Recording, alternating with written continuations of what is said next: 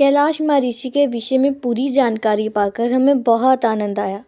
जो इच्छा और आशा मेरे हृदय में बचपन से पल रही थी वह पूर्ण हो गई।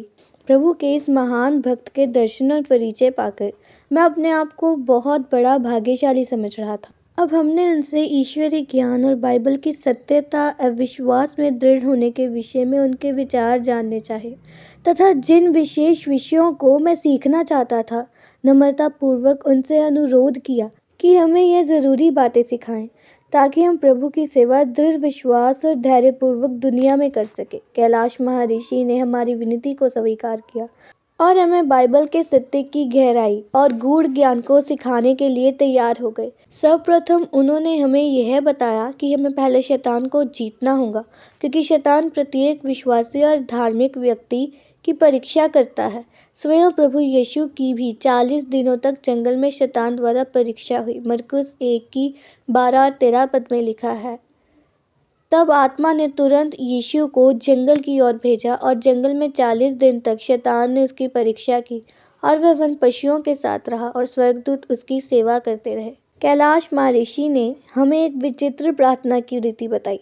हमें प्रार्थना में बैठा दिया और बोले, तब तक मौन बैठे प्रार्थना करते रहो जब तक तुम्हारे हृदय से सब पाप निकल नहीं जाते। अपने मन में स्थिर पापों से लड़ो और जब तुम्हें ये निश्चय हो जाए कि अब तुम्हारा मन तैयार है तो प्रार्थना अंत करना। इस कठिन कार्य प्रार्थना को करते हुए हमें कई दिन लगे। फिर हमने आमीन की और कहा, हम तैयार है शैतान से लड़ने के लिए। उन्होंने हमारे चेहरे को ध्यानपूर्वक देखा और मुस्कुराए। उन्होंने अपने दोनों हाथों को दोनों ओर फैलाया और हमसे बोले, तुम दो एक ओर और दो दूसरी ओर मेरे हाथों के बालों को पकड़कर लटक जाओ। हम उससे सामने वाली पहाड़ी पर जाकर प्रार्थना करेंगे। हम लोग विश्वास की ही तो बातें सीखना चाहते थे।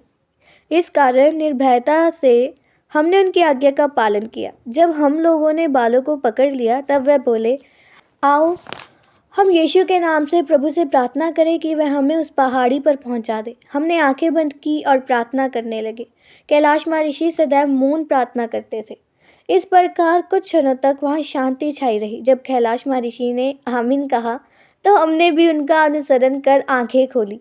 आंखें खोलते ही हमारे आश्चर्य की सीमा ना रही। हम दूसरी ओर की पहाड़ी पर खड़े थे। प्रभु यीशु के नाम में सब कुछ संभव है। हमने इस सत्य को अपनी दृष्टि के सामने साफ खुला हुआ पाया।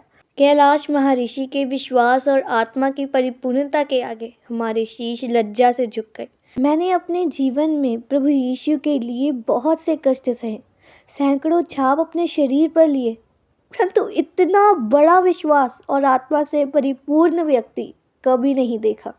लज्जा और ईश्वरीय भय के कारण हम उनसे यह तक ना पूछ पाए कि हम इस पहाड़ी पर पहुँचे कैसे।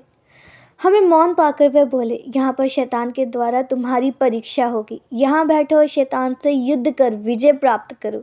ईश्वर के साथ साथ ही रहना और इससे अलग ना होना, क्योंकि लिखा है याकूब 4 की 7 और 8 में, इसलिए परमेश्वर के अधीन हो जाओ और शैतान का सामना करो तो वह तुम्हारे पास से भाग निकलेगा। परमेश्वर के निकट आओ तो वह भी तुम्हारे निकट आएगा। शैतान हर एक विश्वासी को विशेषकर 3 प्रकार से परखता है।